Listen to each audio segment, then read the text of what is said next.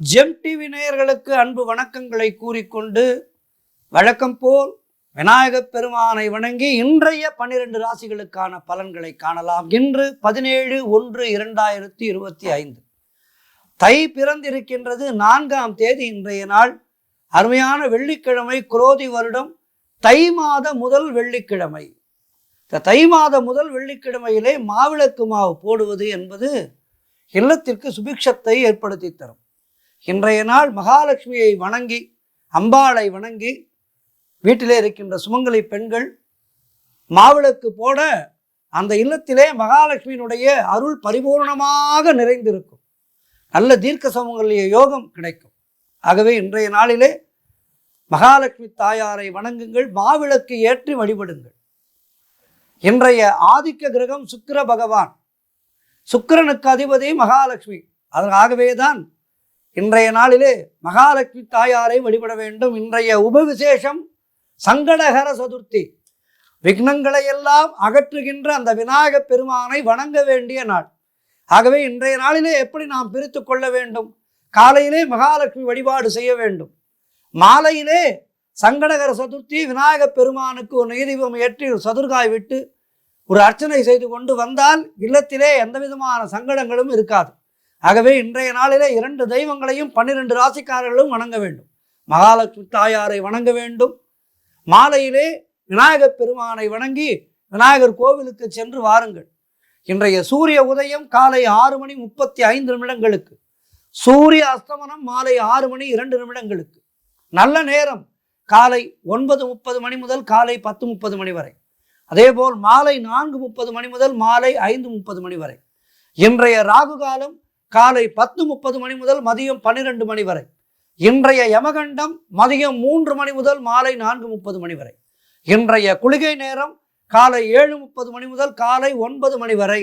இன்றைய சுபகோரை சுக்கிரஹோரை நேரம் காலை 6 முதல் 7 வரை. அதேபோல் இரவு 8 முதல் 9 வரை சுக்கிரஹோரை. இன்றைய நட்சத்திரம் இன்று மதியம் 2:24 வரை மகம். அதன் பின்பு பூர நட்சத்திரம் இருக்கின்றது. இன்றைய திதி இன்று அதிகாலை 5:35 வரை தேய்பிறை திருதியை. அதன் பின்பு சதுர்த்தி திதி. இன்றைய சந்திராட்டம நட்சத்திரம் உத்ராடம் நட்சத்திரத்துக்கு சந்திராட்டமும் இருக்கின்றது. கவனமாக இருக்க வேண்டும். அடுத்து நாம் காண இருப்பது 12 ராசிகளுக்கான பலன்களை. வாருங்கள். மேஷ ராசி அன்பர்களே, இன்று சந்திரன் உங்கள் ராசிக்கு 5ஆம் இடத்திலே இருக்கின்றார். உங்களுடைய ராசி அதிபதி செவ்வாய் ராசிக்கு 4ஆம் இடத்திலே இருக்கின்றார். ஆகவே இந்த குழந்தை பாக்கியத்திற்காக காத்திருக்கின்ற தம்பதிகளுக்கெல்லாம் சந்தான பிராப்தி உண்டாகின்ற நாள். காரிய தடைகள் விலகி நீங்கள் எடுக்கும் முயற்சிகள் எல்லாம் வெற்றியை தரும். உங்களுடைய பண வரவு அதிகரிக்கும். சொந்த தொழில் செய்பவராக இருந்தால் உங்களுடைய தொழில் மேன்மை அடையும். எதிர்பாராத லாபம் கிடைக்கும். அலுவலகத்திலே வேலை பார்ப்பவராக இருந்தால் எதிர்பாராமல் ஏதேனும் இன்சென்டிவ், பதவி உயர்வு போன்றவை கிடைக்கும். உங்களுடைய பிள்ளைகளால் பெருமை ஏற்படும். வாழ்க்கை துணையால் நல்ல மகிழ்ச்சி உண்டாகும். வேலையிலே காத்திருந்த இடமாற்றம் போன்றவை கிடைக்கும். முன்னோர்களுடைய சொத்திலே இருந்து உங்களுக்கு வரவேண்டிய பங்கு கைக்கு வரும். செய்யும் செயலிலே பெயரும் புகழும் கிடைக்கின்ற அற்புதமான நாள். உடல் ஆரோக்கியம் திருப்திகரமாக இருக்கின்றது. வெளியூர் பயணங்கள் வெற்றியை தரும். வெளிநாட்டு பயணம் ஏற்படும். இப்படி எல்லா வகையிலும் சிறப்பான நாள் இன்றைய நாள். மேலும் சிறப்புகளை பெறுவதற்கு விநாயகப் பெருமானை வணங்குங்கள், மகாலட்சுமி தாயாரை வணங்குங்கள். வாழ்த்துக்கள். ரிஷபராசி அன்பர்களே, இன்று சந்திரன் உங்கள் ராசிக்கு 4ஆம் இடத்திலே இருக்கின்றார். உங்களுடைய ராசி அதிபதி சுக்கிரன் ராசிக்கு 10ஆம் இடத்திலே இருக்கின்றார். ஆகவே வீடு, வண்டி, வாகன மாற்றம் சிலருக்கு ஏற்படும். தாய் வழி சொந்தங்களின் உதவிகள் எல்லாம் கிடைக்கின்ற அற்புதமான நாள். கணவன் மனைவியிடையே நல்ல ஒற்றுமை அதிகரிக்கும். உடல் ஆரோக்கியம் நன்றாக இருக்கின்றது. உத்தியோக மாற்றம் சிலருக்கு ஏற்படும். அது நல்ல மாற்றமாக இருக்கும். திருமணம் போன்ற சுபகாரிய பேச்சுவார்த்தைகள் இனிதே முடியும். வீடு கட்டுவதற்கான முயற்சிகள் வெற்றியை தரும். புதிய முயற்சிகள் கைகூடும். தொழில் முன்னேற்றம் உண்டாகும். எல்லா வகையிலும் சிறப்பான நாள். மகாலட்சுமி தாயாரை வணங்குங்கள், விநாயகப் பெருமானை வணங்குங்கள். வாழ்த்து.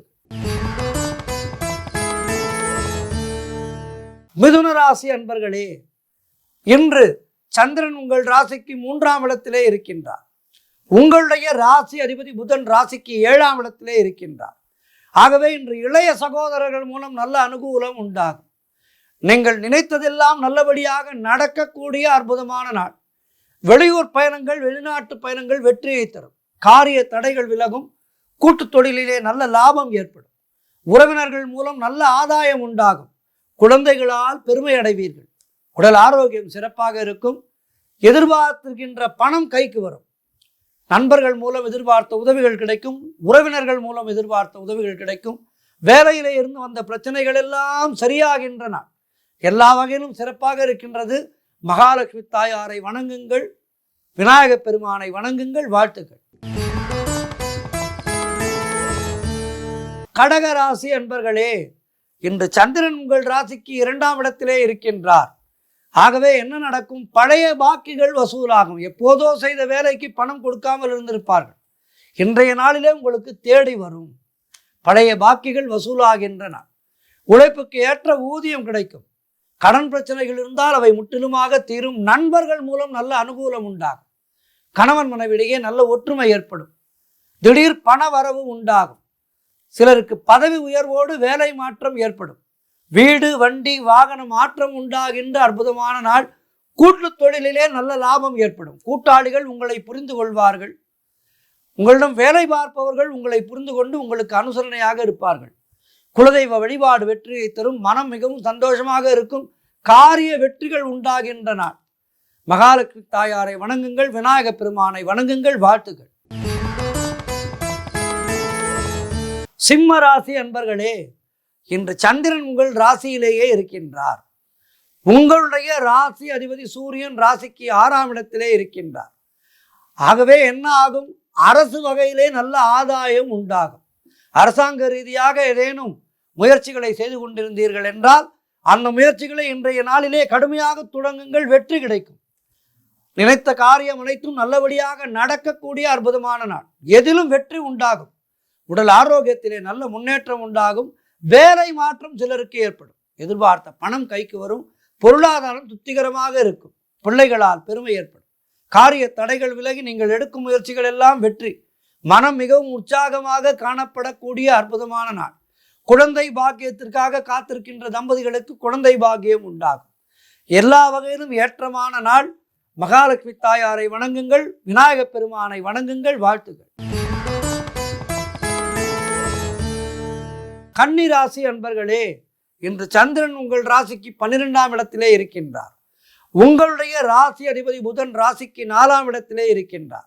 ஆகவே சுபகாரிய பேச்சுவார்த்தைகள் இன்றைய நாளிலே சற்று தள்ளி போகும். கணவன் மனைவிக்குள் கருத்து வேறுபாடுகள் ஏற்பட்டு விலகும். காரிய தடைகள் ஏற்பட்டு விலகும். சிலருக்கு தேவையில்லாத செலவுகள் ஏற்படலாம். திடீர் பண வரவு உண்டாகும். கூட்டு தொழிலிலே மன வருத்தங்கள் உண்டாகும். அலுவலகத்திலே வேலை பளு அதிகரிக்கும். முயற்சிகள் காலதாமதமான வெற்றியை தரும். இப்போது முடியும் என்று நினைக்கின்ற வேலை சற்று தள்ளிதான் அந்த வேலைக்கான முயற்சி வெற்றியை தரும். ஆகவே முயற்சி செய்யுங்கள். வெற்றி கிடைக்கவில்லை என்றால் காத்திருங்கள். வெற்றி நிச்சயம் கிடைக்கும். ஆகவே காத்திருங்கள். காத்திருத்தல் என்பது எப்போதுமே வாழ்க்கையிலே அவசியமானது. எல்லாவற்றிற்கும் சற்று காத்திருந்தால் அது நமக்கு நன்மையை தேடித்தரும். அவசர புத்தி என்பது நம்மை சங்கடத்திலே ஆழ்த்திவிடும். ஆகவே இன்றைய நாளிலே சற்று பொறுமையை கடைபிடியுங்கள். மகாலட்சுமி தாயாரை வணங்குங்கள். விநாயகப் பெருமானை வணங்குங்கள். வாழ்த்துக்கள். துலாம் ராசி அன்பர்களே, இன்று சந்திரன் உங்கள் ராசிக்கு 11ஆம் இடத்திலே இருக்கின்றார். உங்களுடைய ராசி அதிபதி சுக்கிரன் ராசிக்கு 5ஆம் இடத்திலே இருக்கின்றார். ஆகவே வீடு, வண்டி, வாகன யோகம் உண்டாகின்ற நாள். உங்களுடைய காரியங்கள் அனைத்தும் நல்லபடியாக நடக்கும். உத்தியோகத்திலே சம்பள உயர்வு, பதவி உயர்வு, இடமாற்றம் போன்றவை கிடைக்கும். திருமண பேச்சுவார்த்தைகள் சுபமாக முடியும். நண்பர்கள், உறவினர்களால் நல்ல ஆதாயம் உண்டு. தந்தை வழி சொத்து கைக்கு வரும். எதிர்பார்த்த பணம் கைக்கு வருகின்ற அற்புதமான நாள். புதிய முயற்சிகள் வெற்றியை தரும். கணவன் மனைவிடையே நல்ல ஒற்றுமை ஏற்படும். அந்யோன்யம் ஏற்படும். முன்னோர்களுடைய ஆசீர்வாதம் பரிபூர்ணமாக கிடைக்கின்ற நாள். எல்லா வகையிலும் சிறப்பாக இருக்கின்றது. மேலும் சிறப்புகளை பெறுவதற்கு மகாலட்சுமி தாயாரை வணங்குங்கள். விநாயகப் பெருமானை வணங்குங்கள். வாழ்த்துக்கள். விருச்சிக ராசி அன்பர்களே, இன்று சந்திரன் உங்கள் ராசிக்கு 10ஆம் இடத்திலே இருக்கின்றார். உங்களுடைய ராசி அதிபதி செவ்வாய் ராசிக்கு 9ஆம் இடத்திலே இருக்கின்றார். ஆகவே அரசு சம்பந்தமான ஆதாயம் உண்டாகின்றன. உங்களுக்கு பெயரும் புகழும் கிடைக்கும். செய்கின்ற காரியங்களிலே, வேலையிலே உங்களுடைய திறமைகள் வெளிப்படும். காரிய தடைகள் விலகும். குழந்தை பாக்கியம் சிலருக்கு ஏற்படும். பொருளாதாரத்திலே நல்ல வளர்ச்சி உண்டாகும். எதிர்பார்த்த பணம் கைக்கு வரும். குடும்ப ஒற்றுமை சந்தோஷத்தை தரும். கடன் பிரச்சனைகள் முற்றிலுமாக தீரும். சுபகாரியங்கள் நடைபெறக்கூடிய அற்புதமான நாள். மேலும் சிறப்புகளை பெறுவதற்கு மகாலட்சுமி தாயாரை வணங்குங்கள். விநாயகப் பெருமானை வணங்குங்கள். வாழ்த்துக்கள். தனுசு ராசி அன்பர்களே, இன்று சந்திரன் உங்கள் ராசிக்கு 9ஆம் இடத்திலே இருக்கின்றார். உங்களுடைய ராசி அதிபதி குரு ராசிக்கு 6ஆம் இடத்திலே இருக்கின்றார். ஆகவே புதிய தொழில் முயற்சிகள் இன்றைய நாளிலே வெற்றியை தரும். புதிதாக ஏதேனும் நல்ல தொழில் தொடங்கலாம். வேலை போதும், வேலை பார்த்தது போதும் என்று நினைத்து ஏதேனும் சொந்த தொழில் செய்வதற்கான முயற்சிகளை செய்தீர்கள் என்றால் இன்றைய நாளிலே அதற்கான முயற்சிகளை தொடங்குங்கள். வெற்றி கிடைக்கும். நண்பர்கள் மூலம் எதிர்பார்த்த உதவிகள் கிடைக்கும். தந்தை வழியிலே நல்ல அனுகூலம் உண்டு. வியாபாரத்திலே நல்ல வளர்ச்சி உண்டாகும். பதவி உயர்வு, இடமாற்றம் போன்றவை சிலருக்கு கிடைக்கும். பொருள் வரவு, தனலாபம் அதிகரிக்கின்றன. கணவன் மனைவிடையே நல்ல ஒற்றுமை ஏற்படும். சுபகாரியங்கள் நடைபெறக்கூடிய நல்ல நாள். கூட்டு தொழிலிலே நல்ல லாபங்கள் வரக்கூடிய நாள். சிறப்பாக இருக்கின்றது. மகாலட்சுமி தாயாரை வணங்குங்கள். விநாயகப் பெருமானை வணங்குங்கள். வாழ்த்துக்கள். மகர ராசி அன்பர்களே, இன்று சந்திரன் உங்கள் ராசிக்கு 8ஆம் இடத்திலே இருக்கின்றார். உங்களுடைய ராசி அதிபதி சனி ராசிக்கு 2ஆம் இடத்திலே இருக்கின்றார். இன்றைய நாள் முழுவதும் உங்களுக்கு சந்திராட்டமம் இருக்கின்றது. மௌனத்தை கடைபிடியுங்கள். அதிகம் யாரோடும் பேசாதீர்கள். சிறிதாக ஒரு பேச்சு வார்த்தை ஏற்பட்டு அது சண்டையிலே முடியும். ஆகவே கவனமாக இருங்கள். பேச வேண்டியதை மட்டும் பேசுங்கள். மற்ற நேரத்திலே மௌனத்தை கடைபிடிங்கள். கணவன் மனைவிக்குள் கருத்து வேறுபாடுகள் ஏற்படலாம். புதிய முயற்சிகளை தள்ளி போடுவது நல்லது. தேவையில்லாத அலைச்சலும் மன உளைச்சலும் தெரிகின்றது. ஆகவே கவனமாக இருங்கள். உடல் ஆரோக்கியத்திலே எச்சரிக்கையாக இருங்கள். வண்டி வாகனங்களிலே செல்லும் போது எச்சரிக்கையாக சென்று வாருங்கள். வீண் வாக்குவாதங்களை எல்லாம் தவிர்க்க வேண்டிய நாள். குலதெய்வ வழிபாடு வெற்றியை தரும். பணிச்சுமை சற்று அதிகமாக இருக்கும். யாருக்கும் கடன் கொடுக்காதீர்கள். நீங்களும் கடன் வாங்காதீர்கள். மகாலட்சுமி தாயாரை வணங்குங்கள். விநாயகப் பெருமானை வணங்குங்கள். வாழ்த்துக்கள். கும்பராசி அன்பர்களே, இன்று சந்திரன் உங்கள் ராசிக்கு 7ஆம் இடத்திலே இருக்கின்றார். உங்களுடைய ராசி அதிபதி சனி ராசியிலேயே இருக்கின்றார். ஆகவே திருமணம் போன்ற சுபகாரிய பேச்சுவார்த்தைகள் இனிதே முடிகின்றன. வியாபாரத்திலே நல்ல முன்னேற்றம் உண்டாகும். அலுவலகத்திலே இருந்து வந்த நெருக்கடிகள் எல்லாம் குறையும். காரிய வெற்றிகள் உண்டாகும். கடன் பிரச்சனைகள் முற்றிலுமாக தீரும். வீடு, வண்டி, வாகன மாற்றம் ஏற்படும். நண்பர்கள் மூலம் நல்ல அனுகூலம் உண்டாகும். பொருளாதாரம் திருப்திகரமாக இருக்கின்றது. பிள்ளைகளால் பெருமை ஏற்படும். உறவினர்களால் நன்மை ஏற்படும். இப்படி எல்லா வகையிலும் இன்றைய நாள் சிறப்பாக இருக்கின்றது. மேலும் சிறப்புகளை பெறுவதற்கு மகாலட்சுமி தாயாரை வணங்குங்கள். விநாயகப் பெருமானை வணங்குங்கள். வாழ்த்துகள். மீன ராசி அன்பர்களே, இன்று சந்திரன் உங்கள் ராசிக்கு 6ஆம் இடத்திலே இருக்கின்றார். உங்களுடைய ராசி அதிபதி குரு ராசிக்கு 3ஆம் இடத்திலே இருக்கின்றார். ஆகவே புதிதாக கடன் எதுவும் இன்றைய நாளிலே வாங்கக்கூடாது. வேலை மாற்றம் சிலருக்கு ஏற்படும். அலுவலகத்திலே வேலை பளு அதிகமாக இருக்கும். மேல் அதிகாரிகளால் சற்று தொல்லைகள் உண்டாகும். ஆகவே கவனமாக இருங்கள். வீண் வாக்குவாதங்களை தவிர்த்து விடுங்கள். மௌனத்தை கடைபிடிங்கள். உத்தியோக உயர்வு, பணியிட மாற்றம் போன்றவை கிடைக்க வாய்ப்பு இருக்கின்றது. குலதெய்வ வழிபாடு வெற்றியை தரும். அலுவலகத்திலே மற்றவருக்கு நீங்கள் எதுவும் கருத்து சொல்லாதீர்கள். யாருடைய விஷயத்திலும் தலையிடாதீர்கள். தொழிலிலே புதிய முதலீடுகளை தவிர்க்க வேண்டிய நாள். வெளியூர் பயணங்கள் செல்வதை தவிர்க்க வேண்டும். இன்றைய நாளிலே சென்றுதான் தீர வேண்டும் என்றால் விநாயகப் பெருமானுக்கு ஒரு சதுர்காய் விட்டுவிட்டு ஒரு நெய்தீபம் ஏற்றி வைத்து செல்லுங்கள். இன்றைய நாளிலே முழுவதும் நீங்கள் மகாலட்சுமி தாயாரை வழிபட வேண்டும். விநாயகப் பெருமானை வழிபட வேண்டும். வாழ்த்துக்கள். இன்றைய ஆன்மீக தகவல். ஜெய் ஸ்ரீராம். ராமனின் நாமம் சொன்னால் ஓடியே வருவான் ஹனுமான். க்ஷேமம் நமக்கருள்வான் ராம பக்த ஹனுமான். அஞ்சனையின் மகனாய் அவதரித்தானே ஹனுமான். நம்மை ஆதரித்தாள வருவான் ஸ்ரீராம பக்த ஹனுமான். ராம ராம ஜெய ராம ராம ஜெய ராம ராம ஜெய ராம். ராம ராம ஜெய ராம ராம ஜெய ராம ராம ஜெய ராம்.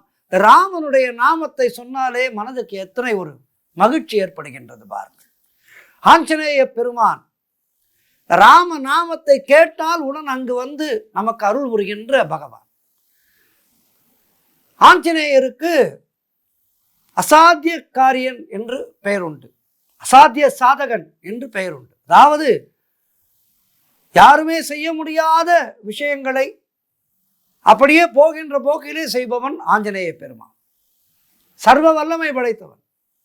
இந்த ஆஞ்சநேய பெருமான் சீதா பிராட்டியின் மேலும் ராமபிரான் மேலும் மிகுந்த பக்தியோடு இருந்து, நான் வைகுண்டம் வரமாட்டேன், நான் இங்குதான் இருப்பேன், கலியுகத்திலே தான் ராமநாமம் இருக்கும், ஆகவே பூலோகத்திலே தான் நான் இருப்பேன் என்று சொல்லி தன்னுடைய வைகுண்ட சுகத்தை மறுத்து பூலோகத்திலே இருந்து நமக்காக அனவரதமும் அருள் புரிந்து கொண்டிருக்கின்றார் ஆஞ்சநேய பெருமான். அதனால்தான் ஆஞ்சநேயரை வணங்கினால் உடனடியாக நமக்கு நற்பலன் கிடைக்கும் என்பது ஐதீகம்.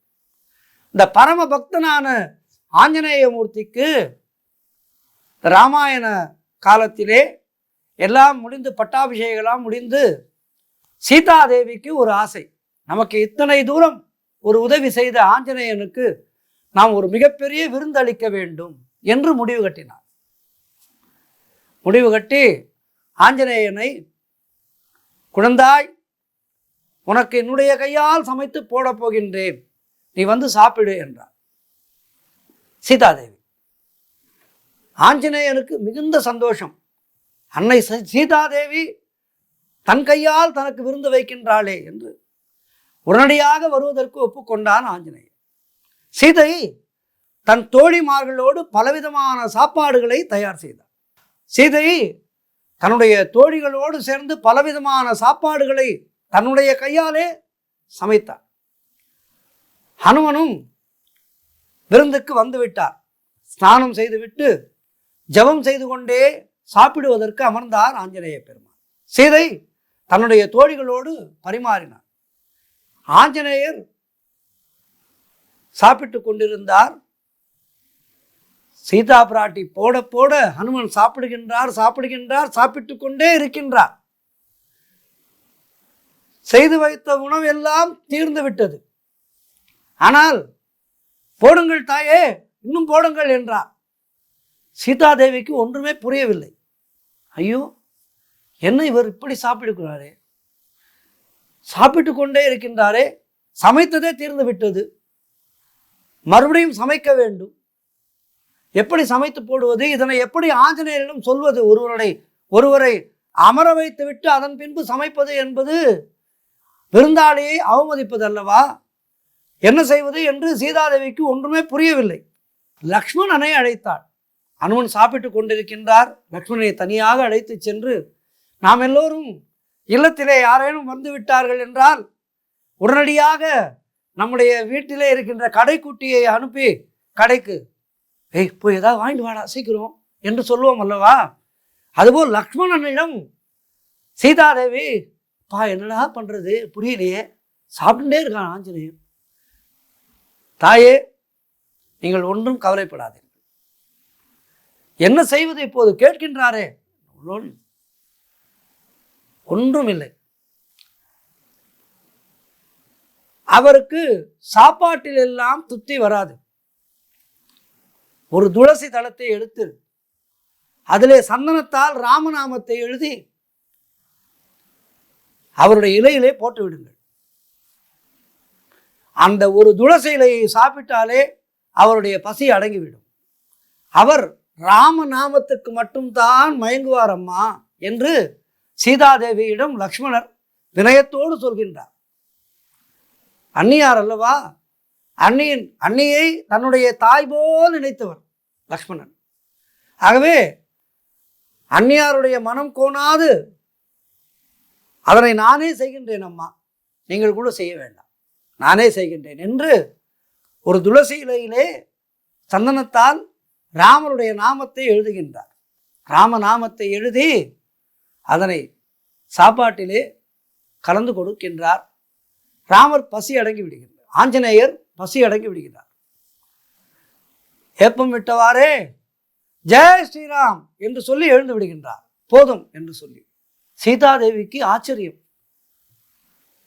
என்ன ஆஞ்சநேயனுடைய ராமபக்தி என்பது நாம் ராமன் மேல் வைத்திருக்கின்ற அந்த பக்தியை விட அதிகமாக இருக்கின்றதே என்று நெகிழ்ந்து போனாள் சீதாதேவி.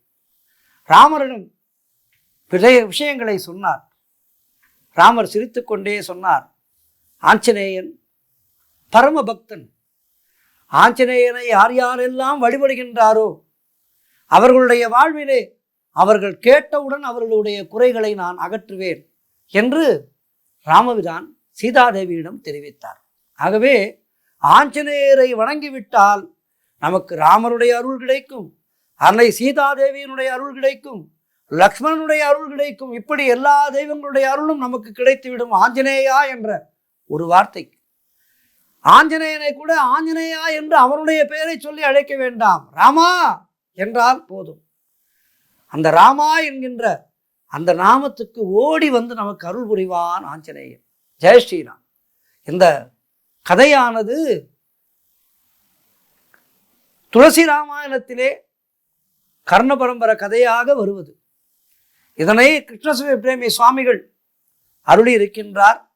இந்த கிருஷ்ண பிரேமி சுவாமிகளுக்கு மனமார்ந்த நமஸ்காரங்களை சொல்லிக்கொண்டு எல்லோரும் அனுதினமும் ராம நாமம் பாடி இந்த சம்சார சாகரத்திலிருந்து வெளிவருவோம். ஜெய் ஸ்ரீராம், ஜெய் ஹனுமான்.